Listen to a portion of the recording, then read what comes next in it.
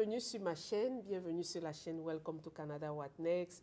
Je me retrouve actuellement dans une pharmacie en présence de William avec qui on a fait la première partie de cette entrevue qui nous a parlé de son intégration au Canada. Et là, nous allons continuer sur la deuxième partie. On va parler du système de santé de manière générale ici en Alberta, au Canada, en ce qui concerne les nouveaux arrivants. On parlera aussi des métiers autour de la pharmacie et il donnera quelques conseils aux jeunes pharmaciens, aux jeunes enfants d'immigrants qui sont passionnés par la pharmacie et qui aimeraient, comme William, se retrouver soit employés dans une pharmacie ou alors propriétaires de pharmacie. Merci William, on se retrouve pour cette deuxième partie. Alors William, comment est-ce que tu as trouvé le système de santé canadien? Je sais que tu viens de l'Allemagne où le système de santé est totalement différent. Arrivé ici au Canada, quel a été ton point de vue? Oui, bonsoir et merci encore Marie-Agnès et bienvenue dans la deuxième partie. Et dans notre pharmacie. Oui, et oui, le système de santé canadien. Oui. Ouais. Ce que nous devons savoir sur le système de santé canadien, la chose la plus importante, et ce que je dis toujours aux nouveaux arrivants, qu'ils soient pharmaciens ou pas, à tout le monde d'ailleurs, c'est qu'au Canada, lorsque on arrive et qu'on est résident permanent, oui, ou travailleur qualifié, on a droit à l'accès automatique des soins de santé. Oui. Qui parle d'accès ici, dit d'abord, nous devons aller chercher ce qu'on appelle une carte de santé. Oui. Et la carte de santé, elle est différente dans chaque province. Oui. En Alberta, on parle du Alberta Health Card. Donc, c'est grâce à cette carte que vous pouvez aller voir un médecin quand vous voulez et comme vous voulez. Parce que c'est ça, en fait, le principe. Mais lorsqu'on arrive et qu'on n'a pas encore un médecin de famille, ça c'est pour les nouveaux immigrants, comment est-ce qu'on se prend? On s'y prend comment? Quelles sont les étapes? Oui. Et une fois arrivé au Canada, une fois que vous avez votre carte de santé et que vous n'avez pas encore un médecin de famille, il y a ce qu'on appelle des cliniques sans rendez-vous. Donc, en anglais, ce sont des walk-in clinics. Donc, quand vous regardez un médecin de famille, j'ai toujours l'habitude de dire aux patients, rassurez-vous que votre médecin de famille est dans une clinique sans rendez-vous. Donc, c'est-à-dire, il fait ce qu'on appelle, il voit des patients sans rendez-vous et il fait également de la médecine de famille. Oui. Je le dis tout simplement pourquoi? Parce qu'il y a des médecins qui prennent juste des patients sur rendez-vous. Et nous connaissons tous que la maladie ne donne pas rendez-vous. C'est ça. C'est très important de savoir que lorsque nous n'avons pas de médecin de famille et qu'on va dans une clinique sans rendez-vous et qu'on rencontre un médecin, 1 à 2 fois, on peut demander à ce médecin s'il est OK de nous prendre comme patient. D'autant plus que quand on parle de médecin de famille, ce n'est pas automatique. Vous ne pouvez pas simplement aller dans un site, vous regardez, oh, tel médecin accepte les nouveaux patients, il sera mon médecin de famille. Oui, c'est beau, il peut être votre médecin de famille, mais après, c'est toujours une relation entre un patient et un médecin. Donc, ça prend un accord mutuel et également comment est-ce que vous vous sentez. Parce que vous pouvez aller voir un médecin, c'est votre médecin de famille, mais à la fin, c'est-à-dire, il ne travaille pas comme vous voulez. Ça ne kick pas. Comme on dit là, c'est-à-dire, il n'y a vraiment pas... C'est-à-dire, ça ne colle pas, comme on dit au pays. Donc, et là, on est obligé de changer. Donc, c'est pour cette raison que lorsque vous allez dans une clinique sans rendez-vous, vous allez 1 fois, 2 fois, vous allez peut-être un peu attendre. Oui. La 3e fois, la plupart du temps, on vous demande si vous voulez prendre le médecin que vous avez l'habitude de voir comme médecin de famille. OK. Et même si ce médecin, il est tellement déjà occupé, il n'accepte plus les nouveaux patients comme médecin de famille, continuez à le voir. Parce qu'avec le temps, il deviendra déjà comme votre ami et comme votre médecin de famille. OK. Donc ça, c'est l'astuce, en fait, pour Oui. les nouveaux Oui, arrivants, ça, c'est l'astuce pour les... pour trouver un médecin de famille. Parce que je sais que dans beaucoup de provinces au Canada, il y a beaucoup de nouveaux arrivants qui arrivent et qui ont du mal à trouver un médecin de famille. Ouais. Dieu merci, ici en Alberta, on parvient quand même à trouver ouais. un médecin de famille. Oui, là, tu as parfaitement raison, Marie-Agnès. La difficulté reste toujours sur un médecin de famille parce que le médecin de famille, lui, il a un rôle très important à jouer. OK. Oui, parce que c'est celui qui vous suit et c'est-à-dire qui a tout votre dossier. Oui. Mais cependant, comme je l'expliquais un peu plus tôt, si vous ne pouvez pas avoir un médecin de famille, parce que ça prend également du temps à un médecin de dire oui, vous devenez mon patient. OK. Mais le médecin, lui, n'a pas le droit dans le système de santé de vous repousser. Ça, c'est ce qu'on ne sait pas. Voilà, Mais quand on dit qu'on n'accepte pas de nouveaux patients, est-ce que ce n'est pas une manière non dite de repousser? Non, parce que quand un médecin dit je ne prends plus de nouveaux patients, Oui. oui, c'est une façon de dire je ne veux pas être votre médecin de famille. Mais je peux vous voir Je si peux vous vous venez voir au walking. Si vous venez au walking. OK. C'est pour ça que je parlais de cliniques sans Sans rendez-vous. OK. Oui. Par contre, les médecins qui exercent leur profession juste de médecins de famille et qui ne font pas de cliniques sans rendez-vous, vous ne pouvez même pas voir ces médecins déjà.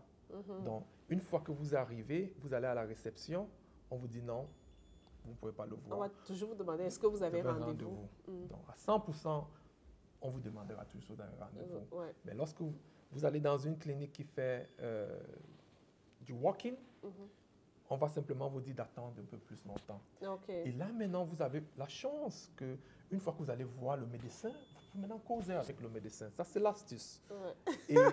Et vous pouvez maintenant causer avec le médecin et poser votre problème. Et même si vous dites qu'il n'est pas prêt à vous prendre comme patient, ce n'est pas un problème. Lorsque vous allez revenir dans la même clinique, demandez à voir le même médecin. OK. Ouais. D'accord.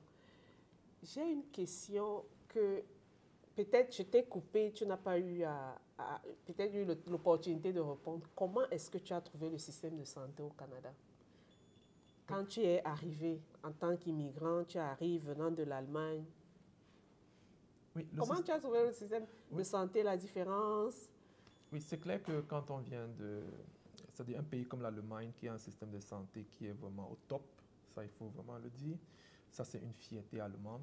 Donc, une fois arrivé au Canada, on remarque qu'on a une difficulté à avoir accès à un médecin et le temps d'attente.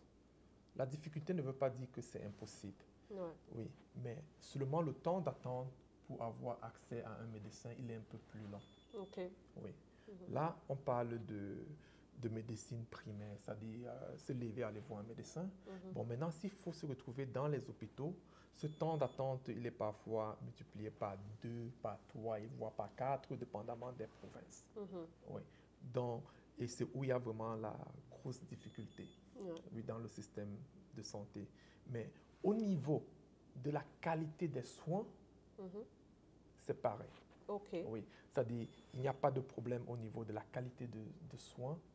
C'est-à-dire la médecine reste la médecine. C'est-à-dire les pays développés, ils ont mis sur pied un système de santé vraiment au top. Donc c'est ça qui fait qu'on dit pays développés en fait, quoi. OK. Donc la qualité des soins, elle n'est pas faite, mais c'est l'accès aux soins qui aux est un soins peu difficile. qui est un peu difficile, qui peut prendre un peu plus de temps.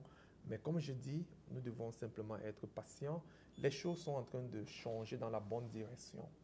Bon, comme tu parles d'accès aux soins, je parlerai aussi peut-être des spécialistes, l'accès aux spécialistes. Oui. Parce que je me rappelle que moi, quand j'étais en Allemagne, c'était plus facile, je ne sais pas si c'est toujours le cas, de voir un spécialiste. En tant que femme, tu avais ton gynécologue, tu pouvais te lever un matin et tu allais le voir. Moi, depuis que je suis ici au Canada, je ne peux pas te dire que j'ai un gynécologue attitré. Par exemple, moi, c'est par exemple ces différences-là qui m'ont marqué. Oui.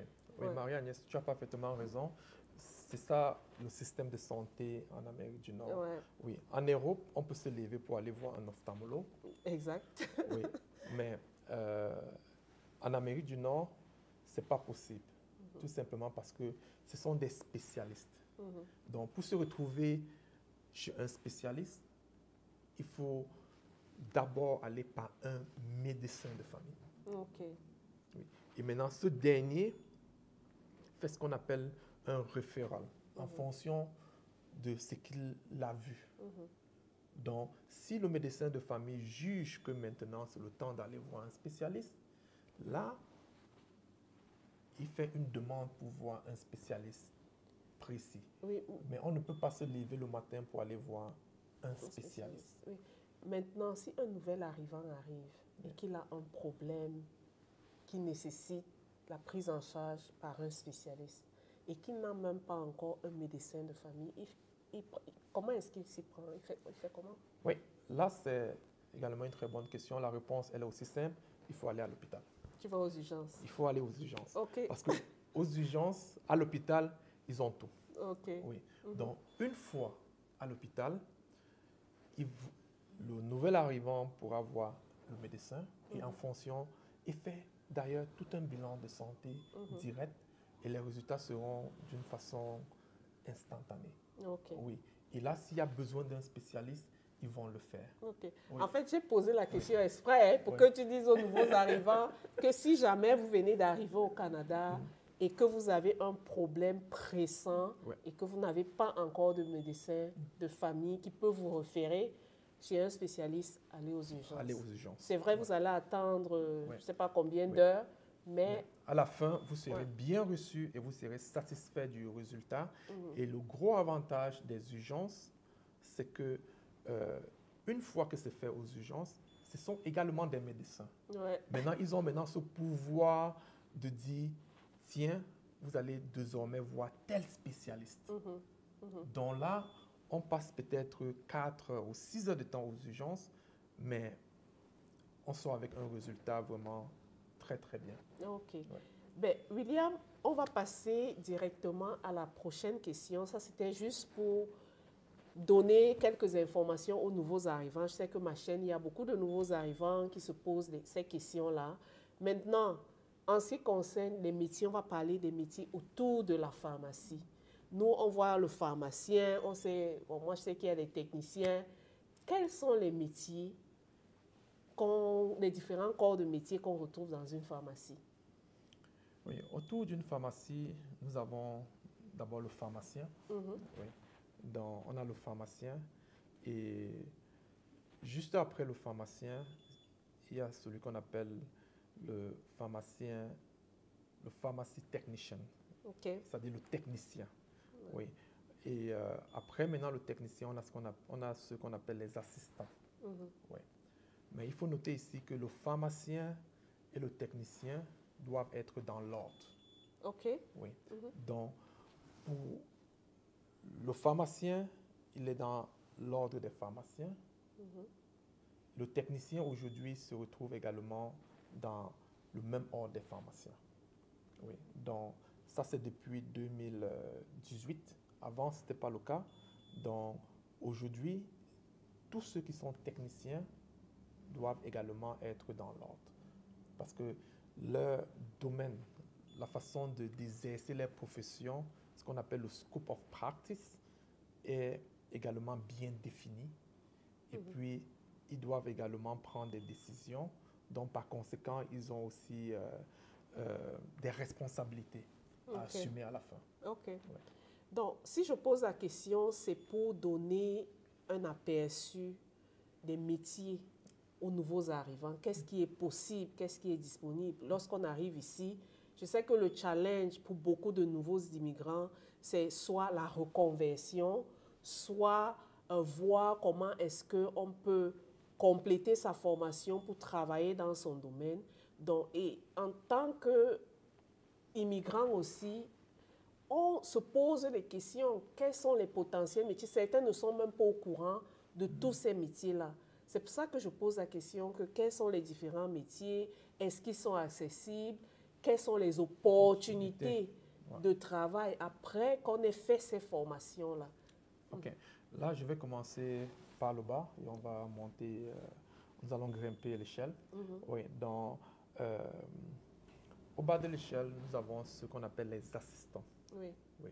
Donc, un assistant dans une pharmacie a une tâche bien définie. Oui.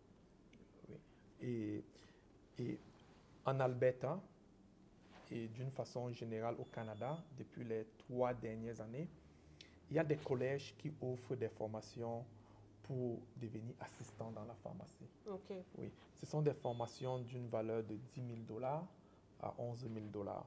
Et la durée? Oui, 6 mois et parfois 1 an et demi, dépendamment du programme. Et que fait un assistant de manière Oui. brève? Oui, un assistant, c'est celui qui va prendre la prescription.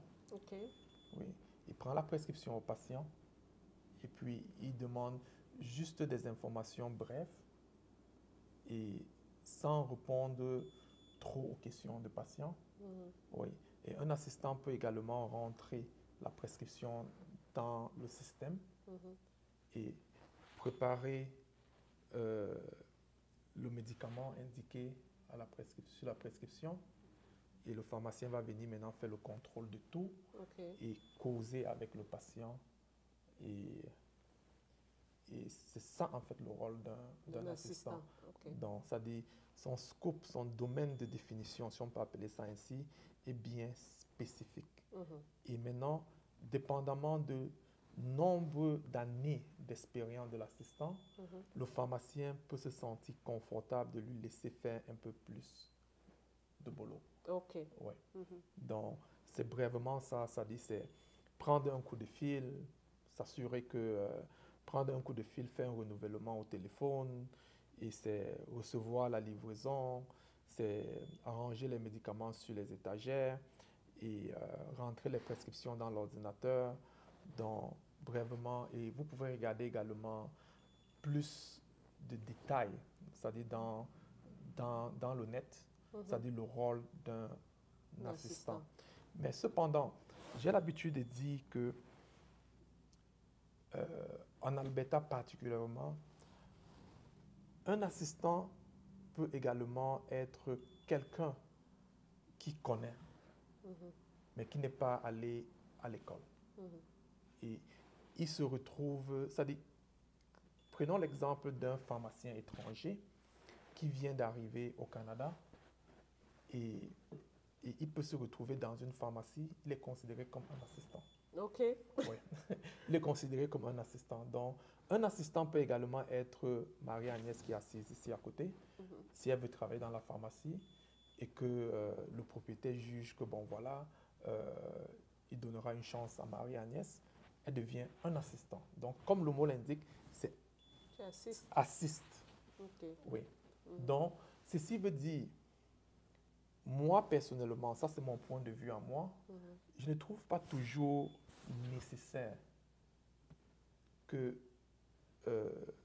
vu toute l'expérience que j'ai, que quelqu'un puisse aller faire une formation de 6 à 8 mois pour devenir assistant, d'autant plus qu'à la fin de cette formation, on rentre toujours tout apprendre dans la pharmacie. Ouais. Donc, ça, c'est pas très... Et d'autant plus également que ce n'est pas une profession qui est régularisée par l'ordre. Donc, tout le monde peut être assistant. Ce que j'ai l'habitude de donner comme conseil aux gens qui sont intéressés par la pharmacie, c'est que prenez votre temps, regardez une pharmacie, vous allez commencer à faire un peu du bénévolat. Parce que pendant le bénévolat, on apprend pareil. OK. Oui, la seule différence, c'est qu'on n'est pas rémunéré. Et pendant cette période, vous allez apprendre et regardez également si ça vous plaît. Okay. Parce que quelqu'un peut aller dépenser ces 10 000 dollars et à la fin, oh, ce n'était pas ce que je pensais. C'est ça. Voilà. Donc, alors que quand on passe par une procédure de bénévole, et plus tard, lorsqu'on devient déjà important, on peut simplement aller dire au boss que maintenant on veut être assistant. Et le boss également verra que vous avez beaucoup évolué. ça peut prendre 3 mois, ça peut prendre, dépendamment de Mais il faut la que quelqu'un fréquence. te donne ta chance quand même. Oui, ça c'est possible. Parce que quand on veut être bénévole, le plus souvent, on accepte un peu facilement les bénévoles. Oui, la seule chose qu'on va toujours demander aux assistants, c'est de venir avec un criminal record check. Oui. Un extrait de casier Donc, judiciaire. merci. Oui, donc l'extrait de casier judiciaire est très important. Une fois que c'est là, tout pharmacien qui a un peu de temps aimerait toujours avoir un bénévole, oui, à la pharmacie, quoi. Oui. Donc ça, c'est aussi pour les nouveaux arrivants. Ça Oui. peut être une porte d'entrée parce que Bien certaines se sûr. demandent, oh, comment je fais pour obtenir la fameuse expérience canadienne? Je commence sûr. par où? Quelles Bien sont les sûr. possibilités? Voilà une possibilité. Ouais. Bon, maintenant les techniciens. C'est quoi le Maintenant, là, technicien? les techniciens. Les techniciens sont, doivent aller dans un collège et ils font 2 ans. Donc, ils ont 2 ans dans le collège et à la fin, ils sont soumis à un examen national. Donc, c'est ça la beauté du technicien aujourd'hui, parce qu'il y a 5 ans, le technicien était considéré comme celui qui connaissait un peu plus que l'assistant. Donc, c'était peut-être au boss de décider que je pense que celui-ci est technicien. Mais aujourd'hui, ce n'est plus le cas. C'est réglementé. C'est-à-dire, pour être technicien, on doit d'abord aller dans un collège et faire 2 ans. Et après 2 ans, on doit maintenant réussir l'examen national. Et quand on réussit l'examen national, on rentre dans le collège des pharmaciens qui régularise également la profession de technicien. Ce collège maintenant soumet le technicien à un examen d'éthique. Okay. Oui. Et une fois que l'examen d'éthique est réussi, maintenant il a maintenant sa licence. Oui, il a maintenant également son numéro de matricule parce que ses fonctions sont plus avancées. Okay. Parce qu'un technicien, en Alberta particulièrement, peut contrôler un renouvellement dans une pharmacie. Donc, le technicien vient aujourd'hui comme une personne qui aide beaucoup le pharmacien quand la pharmacie est occupée. Parce que lorsque les gens viennent à la pharmacie, d'autres viennent pour des renouvellements, d'autres viennent avec des prescriptions. Les renouvellements sont des prescriptions que le médecin a données. Il a dit par exemple que, bon voilà, je vous donne 3 mois de prescription, vous allez prendre tous les mois. Donc, lorsque vous donnez la première fois, c'est une prescription. Lorsque vous venez après 1 mois, ça devient un renouvellement. Donc, c'est déjà dans le système. Et là, le technicien peut signer dessus et donner au patient. Okay. Oui. Et alors que quand c'est la première fois, ça, c'est le pharmacien qui doit signer dessus. Okay. Donc, le technicien, lui, il a un rôle qui est un peu très proche de celui du pharmacien. Okay. Oui. Donc, il y a pas mal de choses qu'il peut faire. Il peut faire des transferts au téléphone.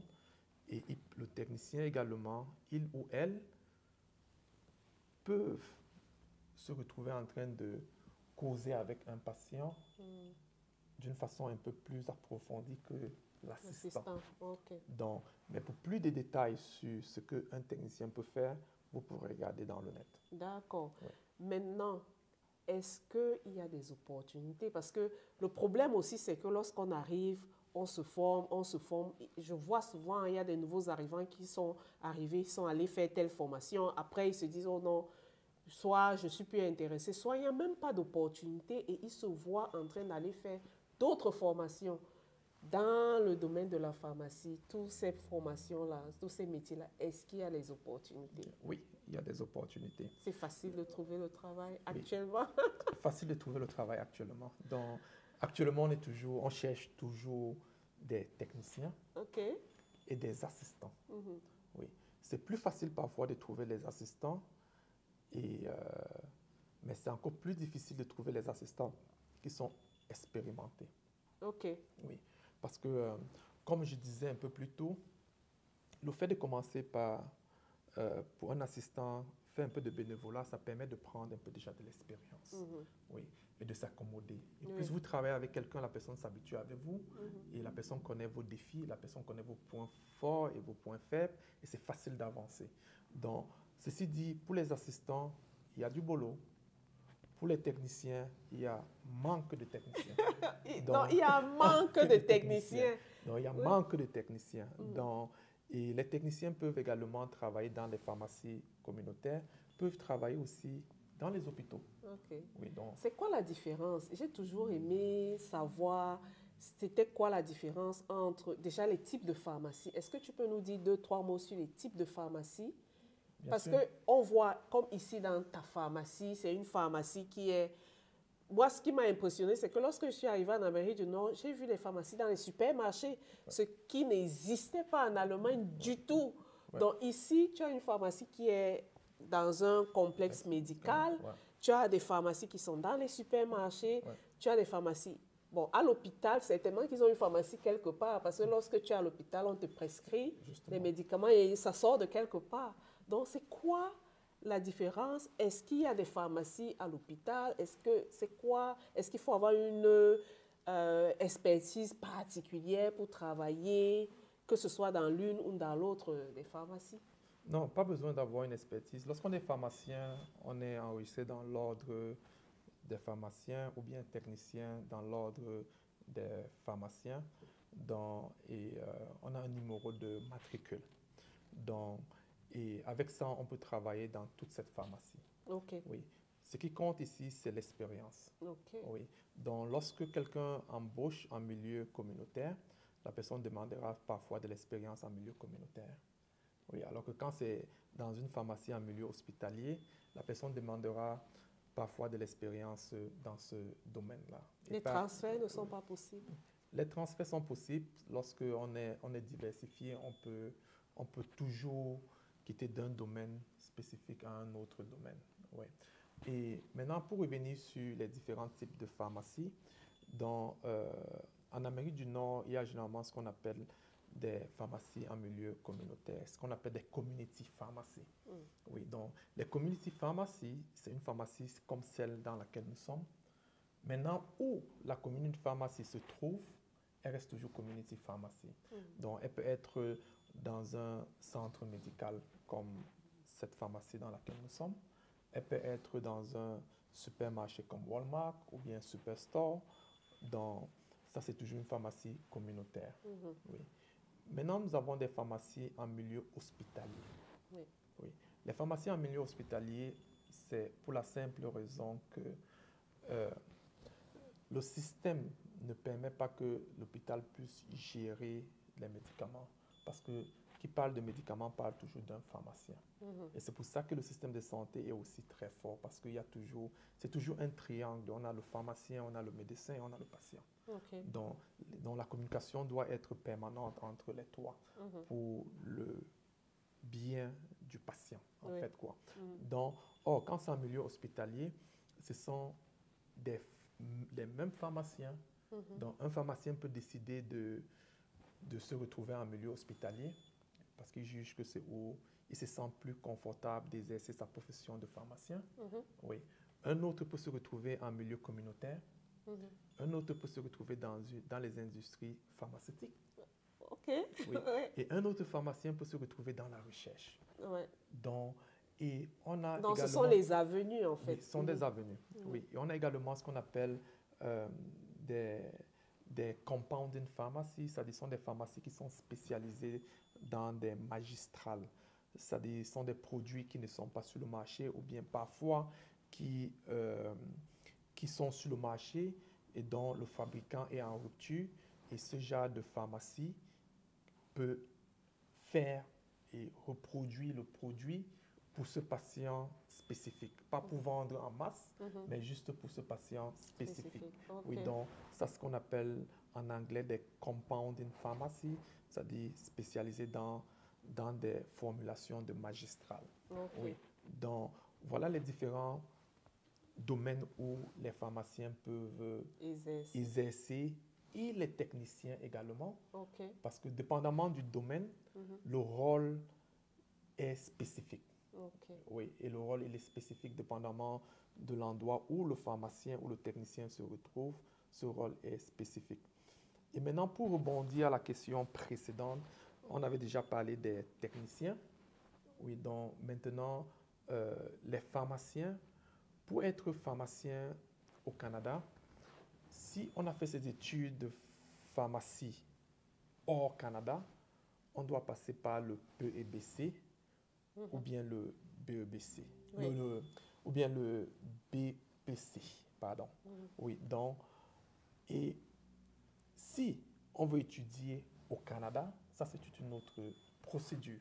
OK. Oui, ça veut dire il faut aller à l'université, dans une université canadienne, et faire ses études. Est-ce que l'accès est autant difficile que, on sait hein, que lorsqu'on veut par exemple entrer en faculté de médecine, c'est très sélect, il y a un certain nombre bien limité, il y a des examens d'entrée. Est-ce que c'est aussi le cas pour pour la pharmacie ici au Canada? Oui, malheureusement, c'est le cas parce que je dirais à 60%, c'est parce que quand la médecine, l'accès à la médecine est tellement difficile, c'est-à-dire que le plus souvent, une bonne partie des étudiants qui n'ont pas eu leur place ou bien leur admission en faculté de médecine se retrouvent en train de faire pharmacie. Oui. Donc, ça fait du coup que ceux qui avaient pour rêve de faire pharmacie, Oui. Les chances sont diminuées. Oui. Mais cependant, on doit toujours rêver. C'est pas impossible. Puisque tu es là, oui, la justement. preuve est là. Donc, Je pense que c'est possible. Oui, c'est pas impossible. Donc, nous devons toujours savoir que nous ne devons pas prendre les exemples des uns pour en faire Généralité. une généralité. Donc, et tant qu'on bosse dur, dès le départ, pour ceux qui sont encore peut-être, c'est-à-dire au high school et qui aimeraient faire pharmacie, c'est de là il faut commencer à travailler dur depuis le lycée, oui, pour pouvoir avoir toutes les notes requises pour entrer en pharmacie plus tard. Et le système est un peu différent ici parce que on ne quitte pas du lycée pour entrer en une faculté comme la pharmacie ou la médecine. Donc, il faut toujours aller faire ce qu'on appelle les sciences. Oui. C'est maintenant, une fois en faisant les sciences, qu'on peut partir des sciences pour demander une inscription en médecine ou pour demander une inscription en pharmacie ou bien pour demander dans tout ce qui est santé, en fait, quoi. Oui. Donc, c'est comme ça que ça se passe. C'est le système. Donc, mais le plus important, c'est de commencer à travailler dur dès le départ. Okay. Pour ceux qui sont encore très jeunes. Oui. Maintenant, pour ceux qui sont arrivés, qui sont pharmaciens, ils doivent également travailler dur, oui, en réussissant tous les examens, afin d'entrer dans l'ordre de pharmacien. OK. Oui. Une fois qu'on est pharmacien, comment on fait pour trouver son premier boulot? Est-ce que c'est facile? Oui, est-ce qu'il y a le boulot? C'est tellement facile. Une fois que vous êtes pharmacien, si vous voulez le travail, vous n'avez même pas besoin de faire un CV. Parce que actuellement, il y a manque de pharmaciens. Okay. Il y a tellement manque de pharmaciens que le pharmacien devient petit à petit comme une pelle rare. Oui, donc, comme le médecin est une pelle rare, le pharmacien, c'est pareil, quoi. Donc, mais c'est toujours bien d'avoir un résumé, c'est-à-dire un CV. Oui, une fois que vous avez un, je ne pense pas que la première pharmacie où vous déposerez votre CV vous dira non. OK. Oui, donc, et toi qui es dans le métier et tu es propriétaire de pharmacie, c'est quoi la différence entre être propriétaire d'une pharmacie et travailler dans une pharmacie pour quelqu'un? C'est quoi la différence? En fait, il y a une différence, je dirais, sur deux aspects. Okay. Oui, mais l'aspect où, commençons d'abord par ce point-ci, c'est-à-dire, nous sommes tous des pharmaciens. OK. Donc, il n'y a pas de différence. Mhm. Dans le collège, lui, l'ordre des pharmaciens, c'est que X est pharmacien, Y est pharmacien. Mhm. Oui. Donc, il ne regarde pas trop qui est propriétaire, qui n'est pas propriétaire, d'autant plus que les règles autour de la pharmacie, c'est pareil pour tout le monde. C'est-à-dire, on travaille comme pharmacien. Maintenant, la grande différence sur un premier point de vue, c'est qu'un premier aspect ou un premier point de vue, c'est maintenant qu'on est propriétaire. Mhm. Et vous savez tous que lorsqu'on est propriétaire, les choses changent. Donc, une fois qu'on est propriétaire, ce n'est plus simplement exercer sa profession en tant que pharmacien, mais c'est également se soucier si tout est Gérer une tout entreprise. est géré. C'est maintenant la gestion d'une entreprise. C'est maintenant la gestion des hommes. Tout ce qui vient avec gestion et tout ce qui vient avec problème. Mhm. Donc, voilà où il y a la grande différence, quoi. Bon, le deuxième aspect, c'est maintenant de savoir qu'on travaillera un peu plus longuement. On a des longues journées, oui, et vous ne pouvez pas vous rémunérer comme un pharmacien, d'autant plus que lorsque vous travaillez des longues journées, c'est pas comme si vous êtes toujours en train d'aider les patients. Prenons un exemple très simple. Une pharmacie qui ferme à 18 heures, quand elle ferme à 18 heures, une fois que tous les employés sont partis, incluant les pharmaciens, le propriétaire maintenant, lui, peut rester. Il peut se retrouver encore là jusqu'à 21 heures. OK. Oui, donc maintenant, là, ça sont des heures extra, oui, qu'on ne peut pas appeler ça heures de rémunération, mais comme on est propriétaire, mais quel ça part avantage alors on a avec. entre nous à ouvrir une pharmacie si on a des heures interminables et qu'on ne se rémunère pas soi-même? Bien, Oui, si côté financier, il n'y a pas... C'est vrai que c'est une passion aussi, mais si côté financier, tu ne vois pas aussi que ça m'a permis de faire un petit pas en fait. non, C'est quoi l'avantage? non, ça dit, côté financier, on ne peut pas dire que ça empêche de faire un pas vers l'avant. Oui, le gros avantage lorsqu'on est propriétaire, s'il faut mettre le stress de côté, c'est qu'on a une flexibilité. OK. Oui, on a une flexibilité sur sur ses horaires. Oui, et on a également une flexibilité quand il faut aller en congé. Oui, c'est-à-dire, c'est un peu comme on dit là dans le jargon, vous êtes votre propre chef. Oui. Et quand on est son propre chef, ça part avec... on décide et ça prend aussi beaucoup d'efforts parce que il y a des moments difficiles, il faut penser à la gestion des problèmes. Oui. Oui. Il faut penser à couvrir toutes les charges. Oui. Donc, c'est vraiment où il y a le stress, quoi. Mais au niveau de la flexibilité, elle est parfois là, mais pas au début. Après peut-être déjà 5 ans, 6 ans d'opération, on peut avoir une flexibilité si tout marche bien, sans qu'il faut le dire. Et, mais le stress, il est permanent parce que même lorsqu'on se déplace, on est en congé, on s'amuse, mais les esprits sont toujours si tout se passe bien. Oui. Ouais, c'est ça. Est-ce que tu recommandes, déjà, est-ce que c'est facile de se mettre à son propre compte? Est-ce que c'est facile? Je vais dire déjà administrativement, est-ce que le système favorise, entre guillemets, l'entrepreneuriat? Est-ce que c'est... Oui, bon, ça c'est une question d'ordre général Oui. Au Canada. Nous sommes dans un pays où le système favorise toute personne à pouvoir ouvrir une entreprise. C'est-à-dire les procédures sont très faciles. Oui. Bon, maintenant, se mettre à son propre compte comme pharmacien, ça prend une préparation. Oui. Donc, ça dit, on ne peut pas se lever le matin et dire que, oh tiens, je vais peut-être aller ouvrir une pharmacie à tel niveau, parce que ça prend d'abord une bonne étude. Oui, on peut non plus se lever pour dire que, bon, tiens, j'aurais investi tel argent pour acheter une, sans comprendre les rouages. Donc, ça dit, le plus important ici, c'est d'abord, d'être capable de connaître la profession, c'est-à-dire ça c'est de l'expérience, et maintenant plus tard se mettre à son propre compte lorsqu'on a déjà vu comment tout se passe. Parce qu'il y a des gens, il y a des pharmaciens, pour eux c'est la dernière des choses se mettre à son propre compte. Parce que lui, Quand c'est l'heure, il veut rentrer, il ne veut pas se soucier de quoi que ce soit. Oui. Et quand il a des vacances, il prend ses vacances, il part, il se repose et il ne veut pas se soucier de quoi que ce soit. Donc, ça prend, comme je disais encore un peu plus tôt, comme quelqu'un qui venait faire du bénévolat pour voir comment ça se passe.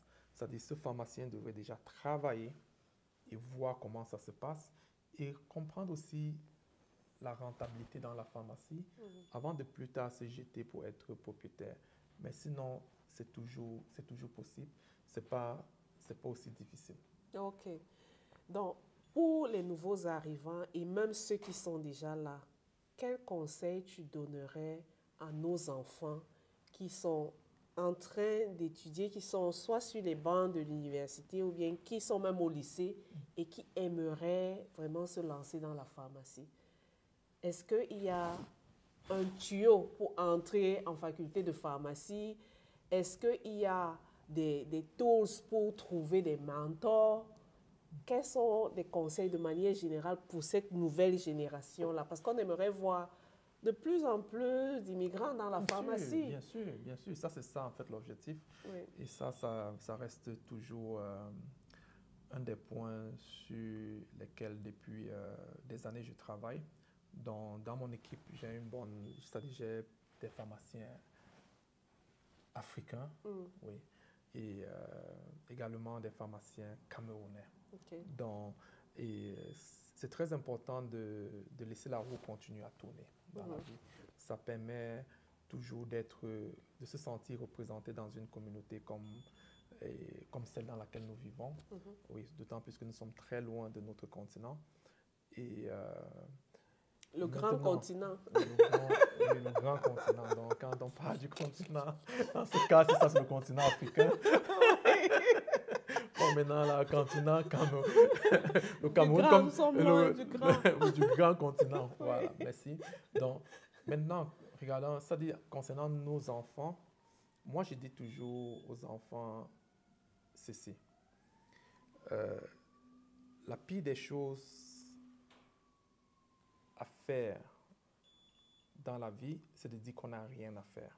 Oui. Donc, également, ne jamais rêver petit. Okay. Il faut toujours rêver vraiment grand. C'est très important de rêver grand. Pourquoi? Parce que nous sommes dans un pays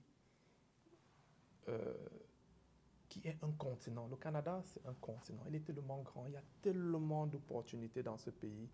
C'est inimaginable. Il y a tellement d'opportunités dans ce pays que nous devons apprendre à nos enfants depuis le bas âge que ce pays il est grand. Vous pouvez devenir ce que vous voulez dans ce pays. Oui. La seule chose que ça prend, c'est le travail. Okay. C'est la seule chose que ça prend, c'est le travail. Maintenant, si ces enfants, plus tard, ou un veut devenir pharmacien ou médecin, c'est de se rapprocher de la communauté, trouver un mentor dans la communauté ou bien un pharmacien dans la communauté qui est prêt à tenir la main ou un médecin dans la communauté. Il y en a. Avant, c'était difficile de trouver un pharmacien. Mais aujourd'hui, ils sont nombreux. De plus en plus, ils sont présents dans la communauté, qui sont des pharmaciens africains et des pharmaciens camerounais. Oui. Et des pharmaciens également ivoiriens.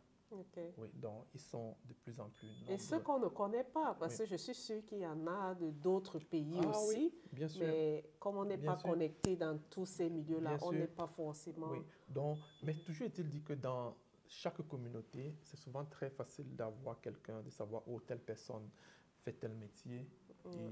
Et c'est maintenant de là que la connexion peut partir, peut s'établir. Donc, pour les jeunes, première des choses, c'est le travail. Numéro 2, c'est de se trouver un mentor. Et numéro 3, c'est de trouver le temps pendant les vacances, même si c'est 1 semaine ou 2 semaines, d'amener les enfants, de laisser les enfants venir faire du bénévolat. Parce que le bénévolat reste la clé Même pour entrer en médecine, en pharmacie, oui, on va vous demander le bénévolat. D'autant plus que la Est-ce qu'il y a compétition un âge pour le bénévolat dans la pharmacie, par exemple? C'est oui. recommandé à partir de quel âge? Bon, je dirais que le bénévolat dans une pharmacie, pour un enfant qui a 15 ans et plus, 16 ans, la personne peut venir faire un peu de bénévolat, quoi. D'autant plus que dans le système canadien, déjà, les enfants à un âge précis, je crois que ça devrait être en 9e année, passent déjà une journée avec les parents, oui, ça dit une journée au boulot avec les parents, donc techniquement, le bénévolat à 15 ans, ça ne devrait pas être tous les jours, ça peut juste être pour quelques heures. 3 heures, 4 heures de temps. Oui, parce qu'à la fin, on a ce certificat que voilà, on a fait du bénévolat. Et ça permet toujours aux enfants de dire oui, vraiment, c'est ça que je voulais vraiment faire. Oui. Oh non, mais j'ai appris que bon, ce n'est pas exactement ça. Donc, ça permet d'orienter les enfants, de mieux orienter les enfants à bas âge. Donc, ça, c'est ce que je donnerais comme conseil. Maintenant, là, plus tard, ce qui s'en vient, ce sont naturellement les notes. Donc, d'où l'enfant devrait déjà travailler, comme je le disais un peu plus tôt, c'est-à-dire depuis le bas âge. Oui. Est-ce qu'il y a quelque chose qu'on a oublié? Un mot pour la fin? Qu'est-ce que tu voulais dire, tu veux dire à nos abonnés qui te regardent? Bon, je pense pas que on a tout, je pense qu'on n'a pas couvert tous les différents points de A à Z.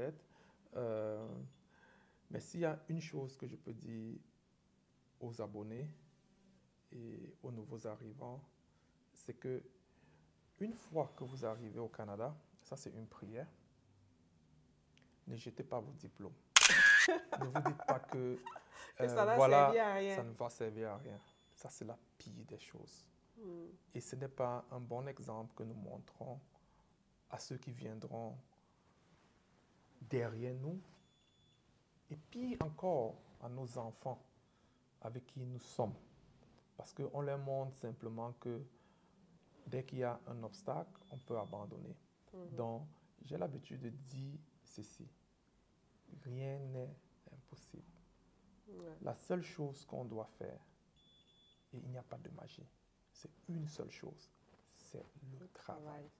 Donc, il n'y a que par le travail que nous pouvons atteindre nos objectifs. Oui, certains vont dire, ça prend du temps. Bien sûr que ça prend du temps. Tout ce qui est bien doit prendre du temps. Oui. Il y a des médecins dans ce pays qui sont arrivés, ils ont eu besoin de 6 ans pour devenir médecins. D'autres 8. Mais aujourd'hui, dans leur vie, ils sont à l'aise. Et ils sont des exemples pour leur communauté. Ils sont des exemples pour leurs enfants, qu'on ne se décourage jamais. Donc, voici mon message de fin.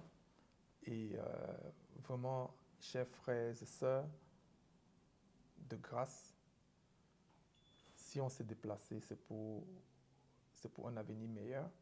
Et cet avenir meilleur prend une seule chose qui est le travail. Et ensemble, nous y arrivons facilement. Ben, je te remercie grandement, William, d'avoir accepté de faire cet entretien avec moi et de montrer à tous nos jeunes frères, nos jeunes sœurs qui se posent des questions de savoir si c'est possible d'exercer leur métier de pharmacien ici au Canada, parce qu'on a tellement entendu, ça ne sera jamais facile, hein, quelle que soit la profession, mais c'est possible. Et j'aimerais qu'on se quitte sur cette note positive, parce que moi, je suis une personne positive. Et je te remercie aussi pour tout le travail que tu fais dans la communauté, parce que j'ai oublié de le mentionner. William, il coach nos enfants dans la communauté, ceux qui veulent devenir pharmaciens. Il a sa propre pharmacie. Merci beaucoup, William. Et on se retrouve à la prochaine. Merci beaucoup, Marie-Agnès. Et le plaisir était vraiment partagé. OK. Merci. Au revoir. Au revoir. Bye.